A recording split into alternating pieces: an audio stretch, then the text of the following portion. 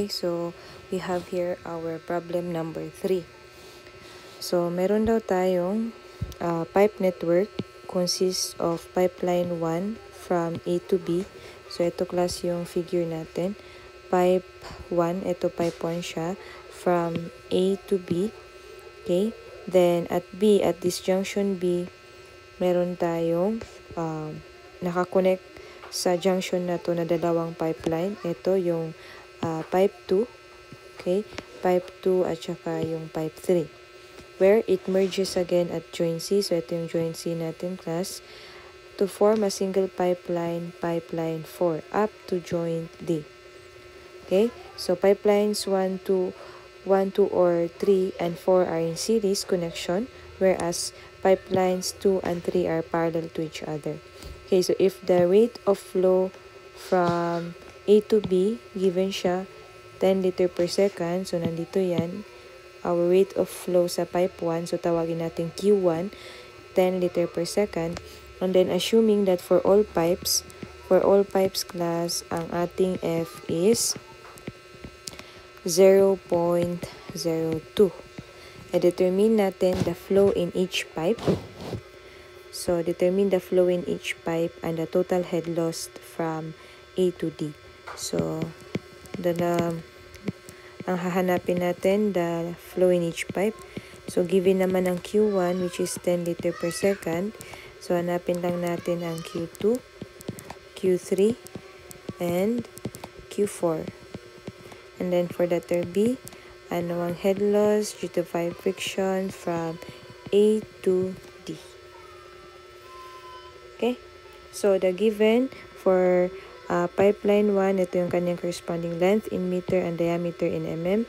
And same goes for pipeline 1, 2, and 3. So, ito yung mga given nila. Okay.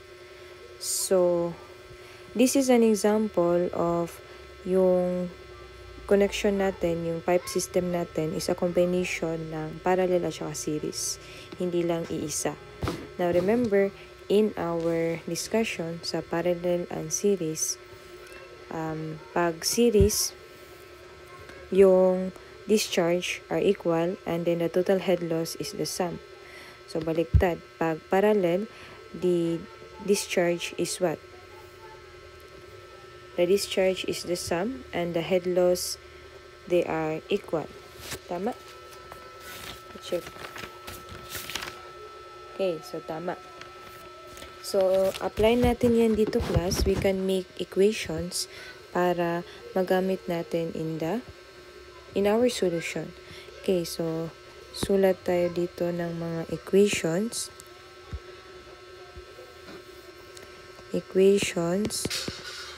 So, first na equation natin, because pipe 1 and pipe 4 are in series, yung flow rate natin is equal. Yung Q1 equals to Q4. Right?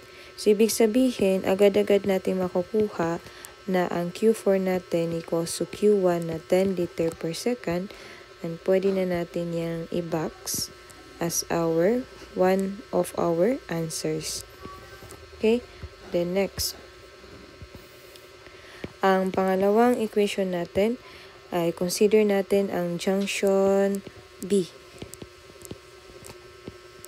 So, sa junction B, ang equation natin dyan is yung papasok equals sa palabas.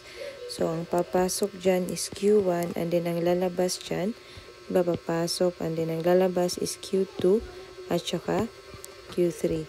So, Q2 plus Q3. Okay, so that's our equation 2. Wala mo nang makuha dyan. And then, number 3, considering the head loss. Since parallel ang pipe 2 and pipe 3, so we can equate their corresponding pipe friction head loss as equal, no? HF2 equals to HF3. And then, series naman to sila lahat. So, ang total head loss from A to D, ang magiging equation natin is isasum natin HF1 plus HF2 plus HF4. O di kaya, yung HF2 pwede rin siyang HF3 since they are just equal kasi parallel sila. So those are our equations. And then we will be utilizing our Darcy-Weisbach formula.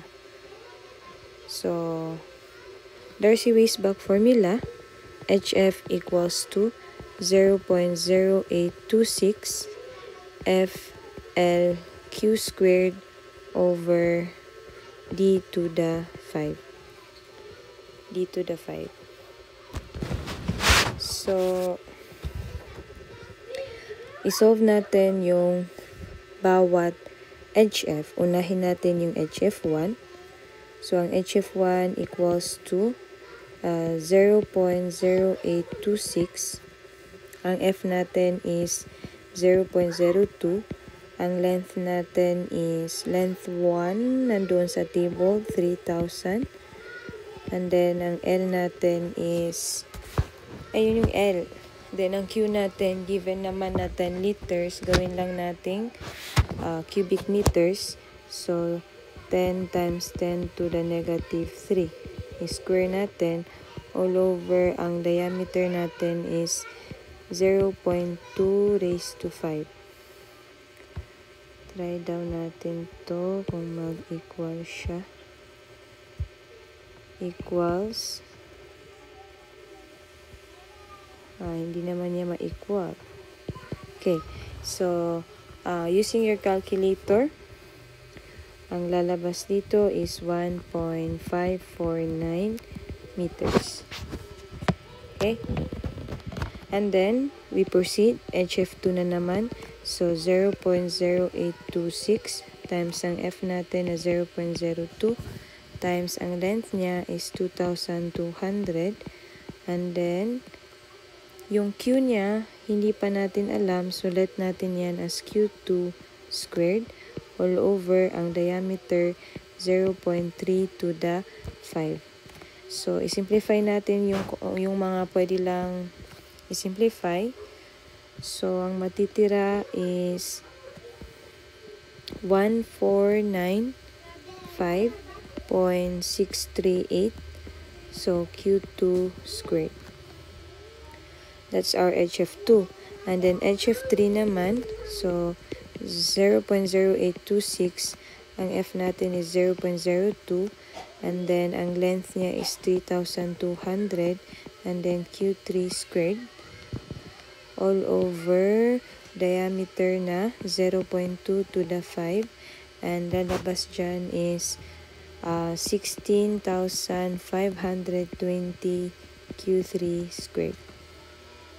Okay, and lastly, HF4. So, 0.0826 times 0.02, 2,800. And then, since alam na natin na Q4 equals to Q1, so ulitin natin i-plug in dyan all over the diameter na 400 mm. Then, mayroon na tayong value dito na lalabas, 0.0452 meters. Okay. So, yan, 4. Okay. So, using these values, we now try to find any one, kahit anong variable na pwede nating mahanap using any of our equations.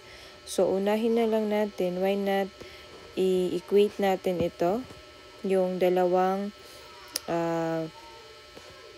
HF, sa HF2 at saka HF3, since they are parallel.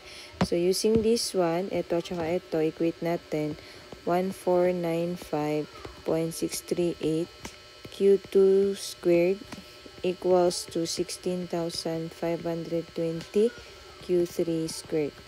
And if we solve here for Q2, i-simplify nyo class using your calculator. Ang Q2 natin is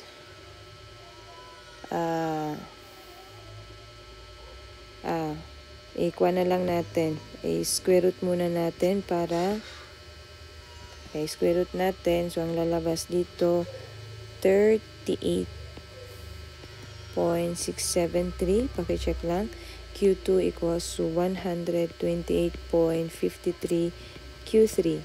And then if you solve for Q2, you have 3.324 Q3. Okay, so this could help us, no? This is another equation. Then, gumamit naman tayo ng isa pang equation using ito class. Consider junction B. So from that, we know that Q1 equals to Q2 plus Q3.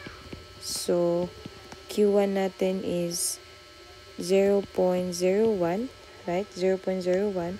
And then Q2 is from here, 3.324 Q3, and then plus Q3. So one equation, one unknown. So we can find here the value of Q3. So ang Q3 natin is 0.002313 cubic meter per second, or that is 2.313 liter per second. So nahanap na natin yung pangatlong Q. Meron tayong Q1, Q4, and then Q3. But if you already have the Q3, makukuha na natin si Q2 kasi substitute lang dito, lalabas na ang Q2 natin is in liters na ha, 7.687 liter per second. So, kompleto na lahat. So, meron kang Q1, meron kang Q4, Q3, and Q2. Okay? So, lahat na natin to nakuha. So, next is the total head loss from A to B. So, the total head loss from A to D, gamitin natin itong equation 4. So, you have HF1 plus HF2 or HF3, okay lang. Then, HF4. So, ang HF1 natin is 1.549. Ang HF2 natin is 1495.638. And then, lagyan natin ng value ng Q. Q natin is 0.0 isa, dalawa, tatlo. 0.7687 1, 2, 3 squared siya. And then plus H4, ito yung H4, 0.0452. So, i-total nyo daw yan plus 1.549 plus times 0.00768 squared 0.452. Okay, so ang lumabas 1.683. 1.683 so meters. So this is our answer for the total head loss from A to D. Okay, so this wraps up the problem number 3. If you have any question, clarification, or correction on this problem, i-comment nyo lang for this dito sa video na to, video for problem 3.